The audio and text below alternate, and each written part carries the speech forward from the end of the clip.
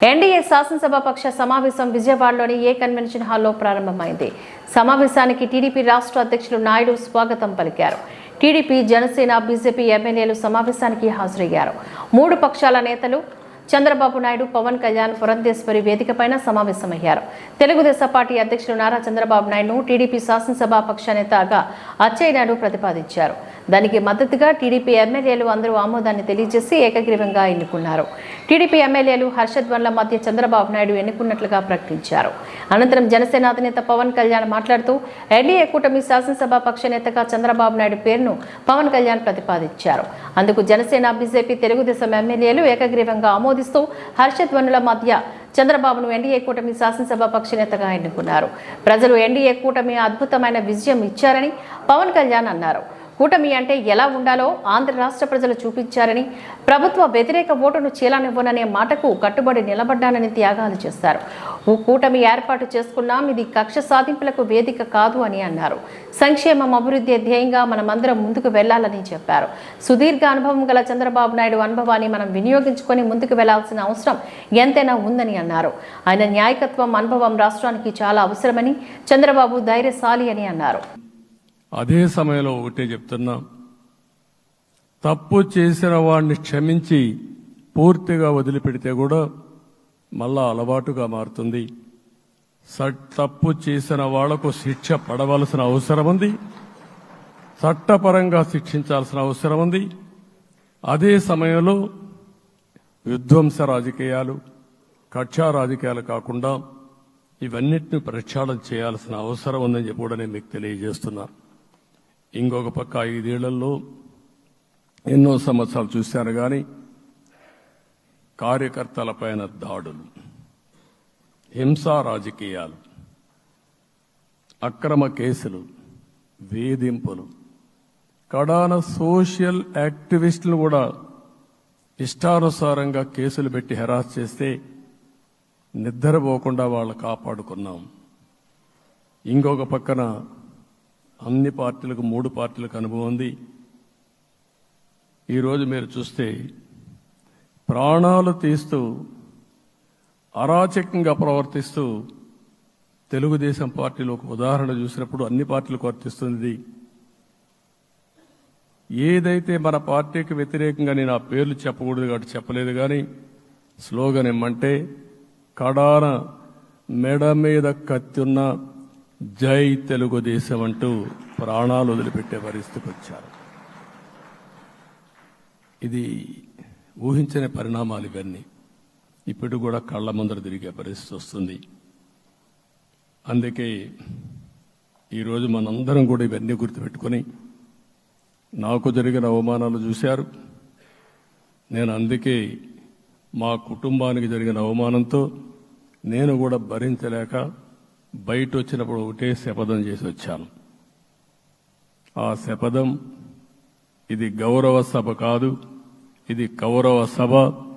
ప్రజాక్షేత్రంలో గెలిచి మళ్లీ ఈ సభను గౌరవ సభగా చేసి అడుగు పెడతానని చెప్పి శపథం చేసి బయట వచ్చాను. ఓసారి ఇవన్నీ చరిత్ర. ఆ శపథాన్ని ప్రజలు గౌరవించారు. గౌరవించిన ప్రజల్ని నిలబెట్టే బాధ్యత మనందరిపైన ఉంది. సభను కూడా ఎన్నోసార్లు పవన్ కళ్యాణ్ గారు చెప్పారు, భవిష్యత్తులో ఆంధ్రప్రదేశ్ శాసనసభని ఒక గౌరవ సభగా చేసి ప్రజా సమస్యల్ని చర్చిస్తామని చాలా స్పష్టంగా చెప్పారు. అలాంటి బ్రహ్మాండమైన వాతావరణం క్రియేట్ అవుతుంది. దానికి ఒక శాసనసభాపక్ష నాయకుడిగా నేను హామీ ఇస్తున్నా. మళ్లీ ఈ సభను గౌరవ సభగా, ఈరోజు మన పరిపాలన ప్రజా పరిపాలన, ప్రజా ప్రభుత్వంగా మనం ముందుకు పోవాల్సిన అవసరం ఉంది. ముందుకు పోతామని చెప్పి కూడా నేను మీకు తెలియజేస్తున్నా. ఇంకా కిందికి డెప్త్కి వెళ్తే గవర్నమెంట్లో ఏముందో ఇప్పటికి తెలియదు, ఎంత అప్పు ఉందో తెలియదు, ఎక్కడెక్కడ తెచ్చారో తెలియదు. ఇవన్నీ కూడా డెప్త్కి వెళ్ళినప్పుడు ఎన్ని లక్షల కోట్ల అప్పు ఉంది, ఏదేది తాకట్టు పెట్టారు, ఆర్థిక వ్యవస్థ ఏ విధంగా చిన్నాభిన్నం అయిపోయింది, ఇవన్నీ కూడా అధ్యయనం చేసుకోవాల్సిన అవసరం ఉంది. ఇరిగేషన్ రంగాన్ని పూర్తిగా నిర్వీర్యం చేశారు. రాష్ట్రానికి అతి ముఖ్యమైన ప్రాజెక్టు పోలవరం. కేంద్రం క్లియర్గా పోలవరానికి సహకరించారు. నాకు ఇప్పుడు కూడా జ్ఞాపకం ఉంది, 2014 కంటే ముందు నేను ముఖ్యమంత్రి అయ్యాను, ఎంపికయ్యాను. ఢిల్లీకి వెళ్ళాను. ఢిల్లీకి వెళ్ళినప్పుడు 7 మండలాలు తెలంగాణలో ఉన్నాయి. పోలవరం ముంపుకు గురి అయ్యే 7 మండలాలు తెలంగాణలో ఉన్నాయి. ఆ 7 మండలాలు అక్కడుంటే జూన్ 2వ తారీఖున నోటిఫికేషన్ వస్తే ఆ తర్వాత తెలంగాణ అనుమతి ఉంటే తప్ప, పునరావాసానికి ఒప్పుకుంటే తప్ప మనం పోలవరం కట్టే పరిస్థితి లేదు. ఆ రోజు రాజ్నాథ్ సింగ్ గారు పార్టీ అధ్యక్షుడు. అదే మాదిరిగా ఆ రోజు వెంకయ్యనాయుడు గారు కూడా యాక్టివ్గా ఉన్నారు. నేను ఒకటే కోరాను, ప్రజలు నన్ను ఎంపిక చేసుకున్నారు. ఇక్కడ మనం ఎన్డీఏ వచ్చింది. ఈ ప్రాజెక్టు పూర్తి కావాలంటే ఆ 7 మండలాలు ఆంధ్రప్రదేశ్ రాష్ట్రానికి ఇస్తే తప్ప పూర్తి కాదు. మీరు 7 మండలాలు ఇవ్వకపోతే నేను ప్రమాణ స్వీకారం చేయను, నాకు ఈ పదవి వద్దని ఆ రోజు చాలా స్పష్టంగా చెప్పాను. ఇది ఎప్పుడు కూడా చరిత్రలో ఎప్పుడు జరగని విషయం. ఆ రోజు ప్రధానమంత్రి గారు నరేంద్ర మోడీ గారు ఇవన్నీ ఆలోచించి ఫస్ట్ క్యాబినెట్ మీటింగ్లో పెట్టి ఒక ఆర్డినెన్స్ ఇచ్చి ఆ 7 మండలాలు ఆంధ్రప్రదేశ్కి ఇచ్చి తర్వాత పార్లమెంట్ సమావేశాలు పెట్టుకున్నారంటే అది ఒక చరిత్ర. అంటే ఆ రోజు కానీ కేంద్రంగాన 7 మండలాలు ఇవ్వకపోయుంటే పోలవరం ప్రాజెక్టు ప్రారంభమయ్యేది కాదు.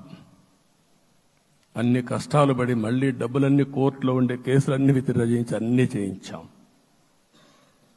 72% పనులు పూర్తి చేశాం. ఈరోజు మళ్లీ మొదటికి వచ్చింది.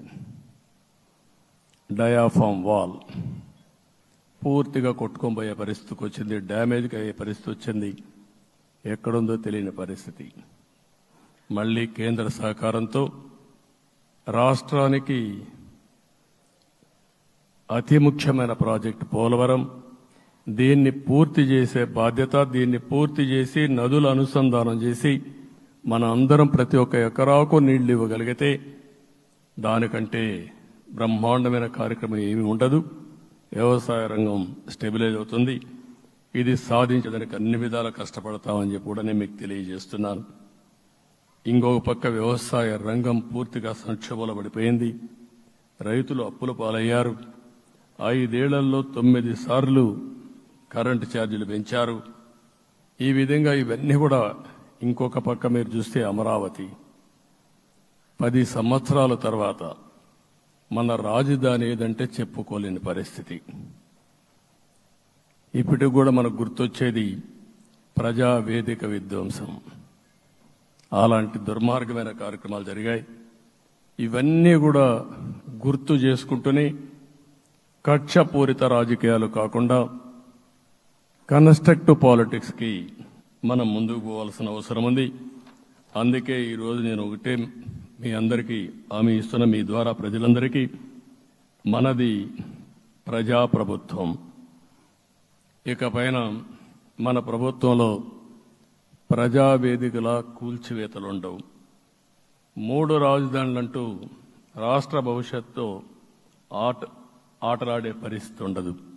మన రాజధాని అమరావతి, అమరావతి రాజధాని.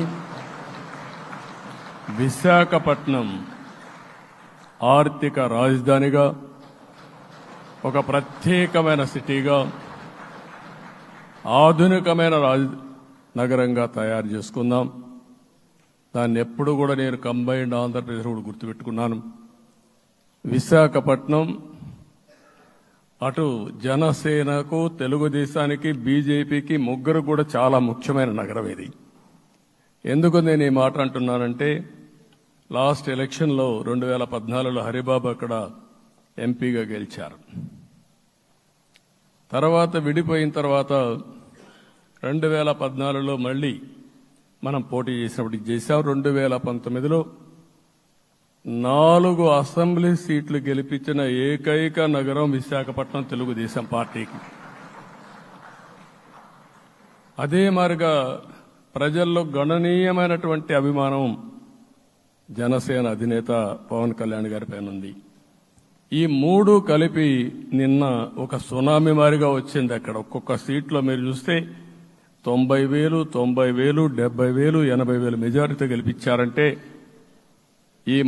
ఆనాటి ముఖ్యమంత్రి విశాఖపట్నాన్ని రాజధానిగా చేస్తాను, ఎన్నికలు అవుతానే అక్కడే ప్రమాణ స్వీకారం చేస్తానంటే నువ్వు రావద్దు అని ప్రజా తీర్పిచ్చిన రాజధాని నగరం